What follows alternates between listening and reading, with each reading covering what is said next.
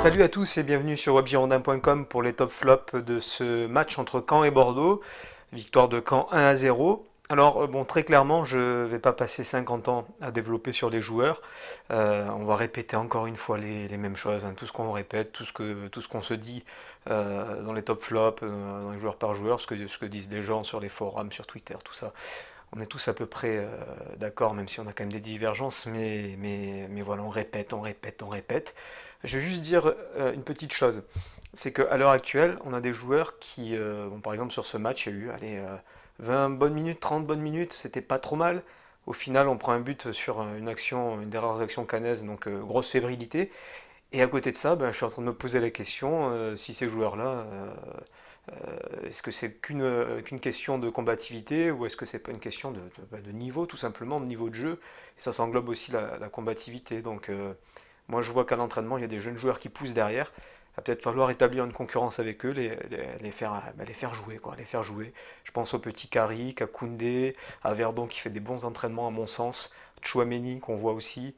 On a Youssouf, on a Pereira aussi qui commence à montrer une bonne petite technique intéressante. Il faut essayer. Je pense qu'il va falloir essayer, mettre de la concurrence. C'est le nerf de la guerre parce que Bordeaux est en train de couler tranquillement et puis les joueurs continuent à faire des matchs.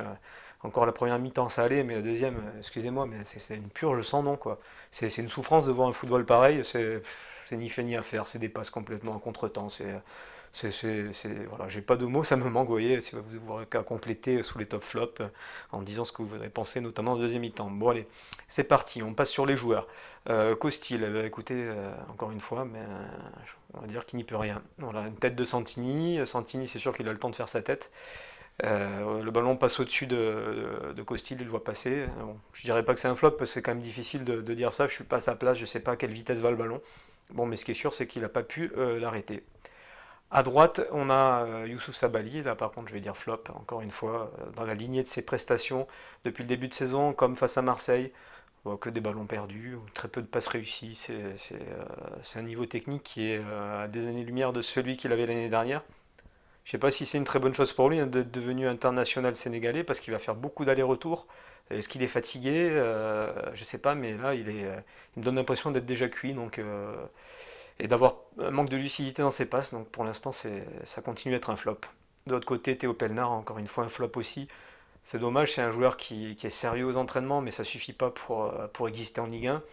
Il avait bien commencé, il a été assez rigoureux, il a fait des bonnes passes, et puis comme souvent ben, au bout d'un quart d'heure, il craque et ça devient un marquage plus qu'élastique. Sur le but, il laisse centrer son adversaire. Voilà, c'est dommage. Et après ça, il réussit pas ce qu'il a à faire. Et il fait des mauvaises passes, il fait des mauvais choix. Il se laisse aspirer par le milieu de terrain. Il rentre beaucoup. Et quand il y a des contres, ça fait mal. Donc au final, flop pour Théo Pelnard, c'est dommage, mais c'est encore un flop. Défense centrale. Là, j'ai pas en tête surtout l'Alain Jovanovic qui était le plus proche de Santini. Il me semblerait logique que ce soit l'un des deux qui y aille. Bien que pardon, Santini étant décalé sur le côté un peu sur le côté de Sabaly dans la surface, peut-être que Sabaly aurait dû être au marquage, il aurait fallu revoir précisément les images, je n'ai pas eu le temps de le faire. Peut-être que vous aurez de quoi dire sur ce marquage-là. En tout cas, tout l'Alan Jovanovic, je vais faire un tir groupé sur les deux, pas de flop, pas de top. Tout l'Alan, bon, j'ai l'impression qu'il a fait son match, il a fait ce qu'il a eu à faire. Il a colmaté comme il fait d'habitude, mais sans vraiment avoir à faire de coups d'éclat. Et il a dirigé Jovanovic, je l'ai vu pas mal essayer de le placer. Donc Jovanovic, lui, je l'ai trouvé un petit peu débordé. Il ne savait pas trop où se placer, il ne savait pas s'il fallait sortir ou pas. Il a eu des relances qui étaient délicates, qui étaient rendues au cadet, donc c'était pas terrible. Mais de là à lui mettre un flop, je ne crois pas. Passons au milieu de terrain qui m'intéresse énormément avec Otavio qui est sorti à la 75e minute pour Plasil. Otavio, c'est le seul joueur à qui j'ai envie de mettre un top.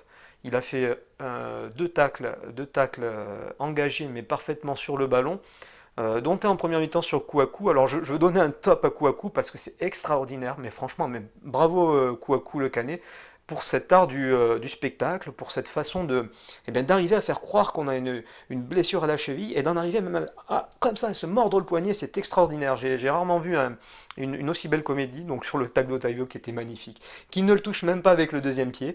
Kouakou saute dessus, laisse traîner un petit peu son pied pour tomber et nous fait une excellente simulation. Bon, en aparté, j'en ai ras-le-bol de voir des joueurs faire ça sur les terrains de football, c'est pathétique. Voilà, donc j'avais envie de le dire quand même, parce que ça mérite d'être souligné. Et donc pour revenir à Otavio, c'est un top parce que je l'ai vu, lui, bien se placer. Contrairement à ses coéquipiers du milieu de terrain, de la triplette, et ben, il était toujours bien placé. Il sent le jeu, il sent les coups, il sait quand est-ce qu'il faut avancer pour aller tacler. J'avais dit qu'il s'était fait un peu avoir sur certains contre marseillais la semaine dernière, il a rectifié ça, donc ça a été pour moi un placement parfait. Et heureusement qu'il était là pour faire l'essuie-glace. Donc bravo Otavio et bravo pour l'engagement. Sans carré, il est sorti à la mi-temps. Moi, j'avais trouvé qu'il avait commencé le match de bonne manière. Ça ressemblait à ce qu'il savait faire d'habitude, aller coller les attaquants, aider les défenseurs, être vraiment dans ce poste, on appelle ça box-to-box, bon, voilà, on l'appellera comme on veut. En tout cas, je le trouvais bien dans ce rôle. Voilà, ça a fini par décliner parce que, encore une fois, il y a eu des erreurs dans les passes. C'est ça que je lui reproche. C'est qu'il s'applique plus comme avant, comme quand il est arrivé au Girondin. Donc ça, il va falloir le retrouver. Un petit flop quand même, malgré tout petit. Les Raguer, un flop un peu plus important pour moi. Il a couru dans le vide. Voilà, toute la première mi-temps, j'ai vu courir dans le vide. Il était, lui, contrairement à Otavio, à contre-temps, quoi. Il n'était jamais placé où il fallait. Et surtout, bon, ok, il y a ce côté-là, il est loin au pressing, il n'est pas bien placé. Et puis après, une fois qu'il a le ballon, il n'y a pas du tout d'influence sur le jeu. Donc, va peut-être aussi falloir se poser la question. Je parlais des jeunes, on a aussi Youssouf au milieu de terrain qui est pas mal quand même aux entraînements, qui se donne, qui est là, qui a un jeu de passe qui m'a l'air assez propre. Donc je pense qu'on va peut-être pouvoir aussi penser à ça à l'avenir. Enfin, je suis pas coach, à eux d'en décider, mais moi je pense qu'il y a aussi des questions à se poser parce que le niveau de performance, il n'est pas là, notamment de la part d'un joueur qui est international danois. Donc peut-être quelques matchs sur le banc, pas de condamner toute la saison, mais on peut se poser la question. Et ensuite, notre triplette, ce coup-ci, je ne vais pas oublier Camano, je vais même commencer par lui. Camano, ben, il a fait du Camano, un match habituel de sa part. C'est-à-dire que pendant les 10-15 premières minutes, on a l'impression qu'il va faire un grand match, il dépose son adversaire, il a l'air de vouloir faire des passes, et puis petit à petit, il rentre dans un carcan qui lui est habituel, dans sa façon de faire des dribbles à n'en plus finir, qui ne donne rien. Il ne cherche pas après son premier dribble à essayer de voir s'il s'est dégagé le jeu et de pouvoir jouer avec des coéquipiers quand ce premier dribble réussit, pardon, parce que souvent c'est des dribbles qui ne prennent pas du tout à défaut l'adversaire. Parfois ça passe et puis derrière la passe elle n'est pas appliquée. Voilà, et puis au milieu de tout ça, ben, de temps en temps, il y a une petite réussite, il y a un truc qui va bien, mais voilà, ben, pour moi, c'est un flop, parce que quand on joue pas collectivement, ça sert à rien d'essayer d'aller se lancer dans des chevauchées comme ça, qui 3 fois sur 4 ne donnent rien, et quand ça donne quelque chose, faut pouvoir s'appliquer.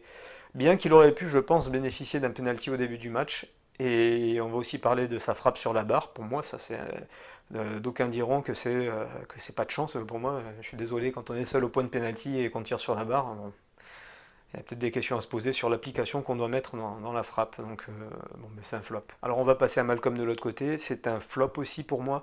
Il a souvent dribble arrêté. Il s'est fait éteindre par Mbeng, comme l'ont bien dit les commentateurs. C'est un non-match de Malcolm pour moi, avec beaucoup aussi de passes rendues à l'adversaire.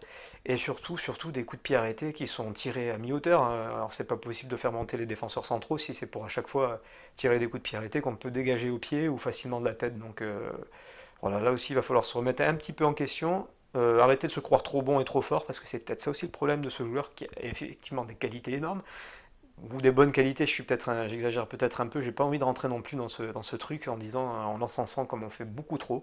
Donc il a beaucoup de qualités, mais il ne faut pas se reposer dessus, et il faut peut-être commencer à se remettre un petit peu en question pour recommencer à peut-être retrouver le chemin défilé et à faire des meilleures passes à ses partenaires. Bon, on va finir par Nicolas Depréville, qui est un petit flop. Première mi-temps aux abonnés absents. Deuxième mi-temps, beaucoup plus de percussions. Il s'est mieux senti peut-être avec Mendy devant lui. Ça lui a peut-être libéré des espaces. Mais c'est pas suffisant malgré ses percussions et ses décalages de la deuxième mi-temps et sa combativité. C'est pas suffisant parce que la première mi-temps est aux abonnés absents. Il n'a pas du tout pesé. Trop loin de Malcolm et Camano. Alors à ce moment-là, je ne sais pas qui est responsable, je ne sais pas si c'est Malcolm et Camano qui étaient vraiment trop loin au bloc équipe, qui avait décidé d'être trop bas, et lui qui était en éclaireur devant, je n'en sais rien. Mais je sais juste qu'il y avait un gros décalage entre eux, et pour moi, sa première mi-temps, voilà, elle n'est pas assez bonne pour éviter le flop. Voilà. Un petit mot sur Mendy qui est rentré, on l'a presque pas vu, mis à part son but qui est justement hors jeu. Alors, on va faire un petit mot de la fin quand même parce qu'on ne peut pas terminer là-dessus. On va espérer que les Girondins vont pouvoir se relever la tête, on fait que le dire, mais à un moment donné, ça commence à être inquiétant.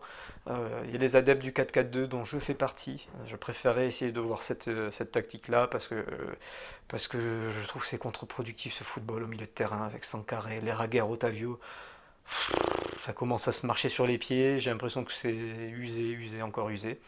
Mais il y a des adeptes aussi du 4-3-3, je ne détiens pas la vérité. On a tous notre point de vue là-dessus, mais je voudrais aller au-delà de ça. C'est que peut-être qu'il va falloir relancer la concurrence qu'on n'a pas sur le banc. Encore une fois, j'en parle au début de la vidéo. En faisant rentrer du sang frais avec ces jeunes qui poussent à la porte et qui sont là et qui nous permettraient peut-être de remettre de la concurrence et de pousser ceux qui sont là à l'heure actuelle à progresser parce que leur niveau n'est pas suffisant. Voilà. Il me reste à vous souhaiter une très bonne soirée, malgré cette énième désillusion avec les Girondins. On en a un petit peu marre de voir Bordeaux 12e ou 13e, c'est plus possible. Mais il va falloir quand même passer une bonne soirée. On va aller à l'entraînement cette semaine, si on trouve un créneau, parce qu'avec tous les huis clos qu'il y a, c'est ce qui est logique avec les matchs à venir, ça va être compliqué, mais on va quand même certainement trouver un moment pour continuer à vous raconter ce qui se passe à l'entraînement et que vous puissiez suivre un peu l'évolution technique de cette équipe-là, savoir ce qu'ils font. Parce que croyez-moi qu'ils bossent à l'entraînement, enfin en tout cas que des choses sont faites pour les faire travailler, mais leur niveau n'est pas encore assez bon pour pouvoir permettre à Bordeaux de faire mieux. C'est la triste vérité, je pense, en ce moment. En ce moment. Allez, je vous souhaite une bonne soirée, je vous dis à très bientôt, au revoir et restez fidèles au Web Girondin, c'est super, merci beaucoup, au revoir, ciao ciao.